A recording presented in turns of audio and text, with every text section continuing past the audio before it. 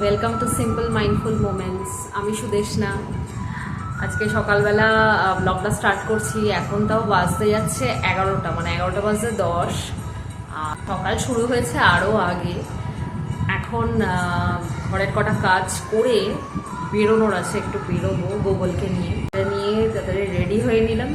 তো অনেক সকাল সকাল যখন ওঠে না, তখনও ঘুম, মানে ওর একটা ন্যাপ দরকার লাগে। ধরো এই 9:30 10টা কি 10:30 নাগাদ একটা ঘুম ওর পায়। তো চলো কাজগুলো সেরে ফেলি। তাড়াতাড়ি এখানে ফলগুলোকে ফ্রিজে তোলার ব্যবস্থা করছিলাম যতক্ষণ গোগল ঘুমাচ্ছিল। জাস্ট কাজটা ধরেছি, তার মধ্যে ঘুম থেকে উঠে পড়েছে। লিচি খাবো।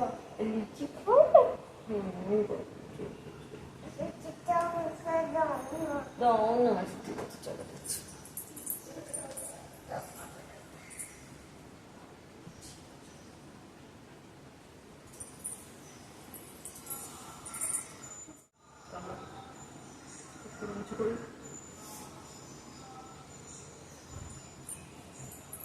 ওয়েদারটাও দুদিন ধরে এরকম হচ্ছে যে মেঘ করছে অথচ বৃষ্টি হচ্ছে না, আবার যখন বৃষ্টি হওয়ার থাকছে খুব ঝড় হচ্ছে বা বিদ্যুৎ চমকাচ্ছে, তারপর আলটিমেটলি কিন্তু খুব জোর বৃষ্টি হয়ে থামছে। অনেক দিন ধরে আলমারিটার যা অবস্থা হয়েছিল, এটা হচ্ছে হাজব্যান্ডের আর ছেলের জামা কাপড় থাকে। আজকে ভাবলাম গুছিয়েই ফেলি। গোছাতে গিয়ে এমন অনেক জামা পেলাম যেগুলো অনেক দিন ধরে ও আর পরে না, সব আলাদা করে রাখলাম যাতে দরকারে খুঁজে পাই। ব্যাস ঝকঝকা হয়ে গেল আমার আলমারি। আগের ব্লগে দেখিয়েছিলাম আমার ওয়ার্ড্রপটা গুছিয়েছিলাম। এবার ওর ফর্মাল শার্টস, ফর্মাল জামা কাপড়গুলো এদিকে রেখেছি, ট্রাউজার্সগুলোকে ওদিকে রেখেছি, আর ইনফর্মালগুলো এই টাকটাতে রেখেছি। আর গোগলের সমস্ত ছোট ছোট জামা কাপড়গুলো এইখানে তো রয়েইছে। এছাড়াও আমি ওর একটা ছোট বাস্কেট এরকম করেছি।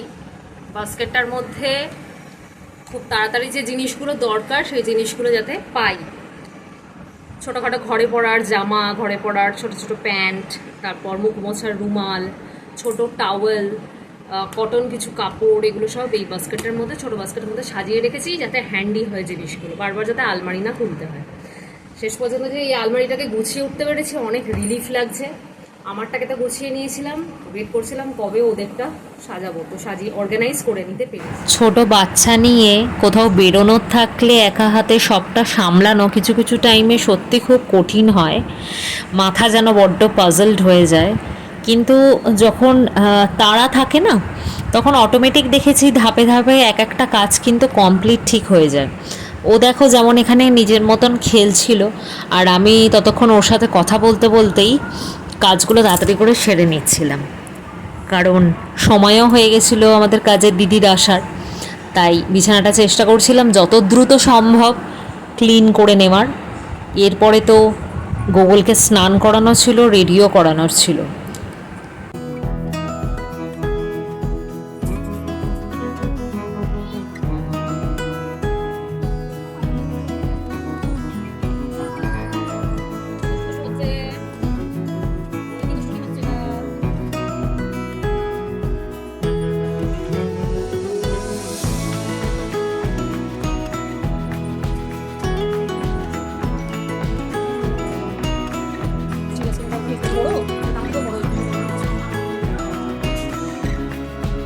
এবার চলে এসেছিলাম ডাইনিং রুমটাতে।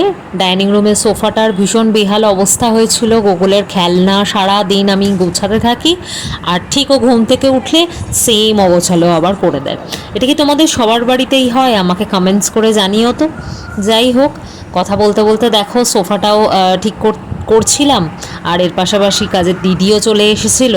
তো দেখো ঝটপট সোফাও ক্লিন হয়ে গেল, রান্নাঘরটাও ক্লিন হয়ে গেল, খালি কটা বাসনই ছিল যে বাসনগুলো উনি পরিষ্কার করে দিলেন।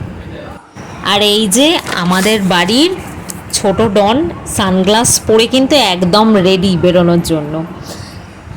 একটুখানি বেরোলে কি হয়, ঘরে সবসময় একঘেয়েমিটাও কাটে আর মুডটাও একটু রিফ্রেশ হয়।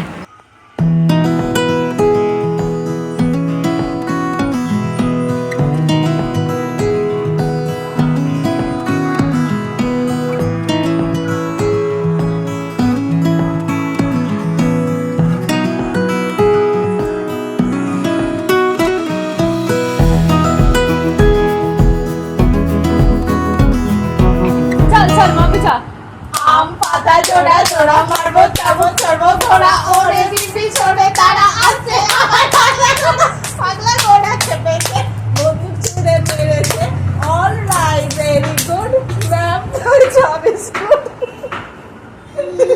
তোরা চুপ কর আচ্ছা আচ্ছা আচ্ছা আচ্ছা আচ্ছা ঠিক আছে ঠিক আছে ঠিক আছে তোমার সাথে করবো এবার তোমার সাথে না আচ্ছা না চলো তোমার সাথে করবো চলো চলো চলো তুমি আর আমি যেটা বলছিলাম কি হচ্ছে এই দে দুধ নাও নাও গুড বয় নাও হেভি এদিকে আসো আবার আমার থেকে নাও এদিকে চলে আসো নাও চোখ বন্ধ করছি কে খায় কে খায় নাও কেমন দিদা খেয়ে নিল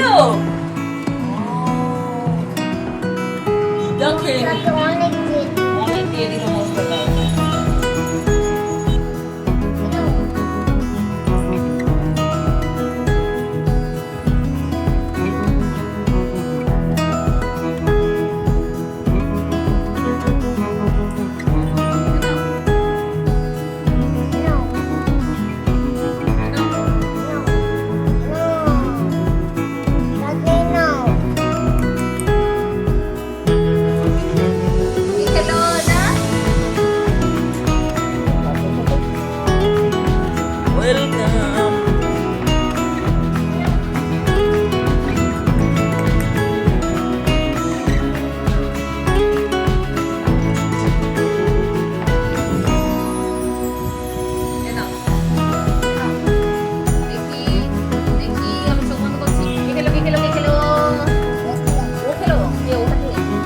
আজকের ভিডিওটা এত অবধি রাখলাম।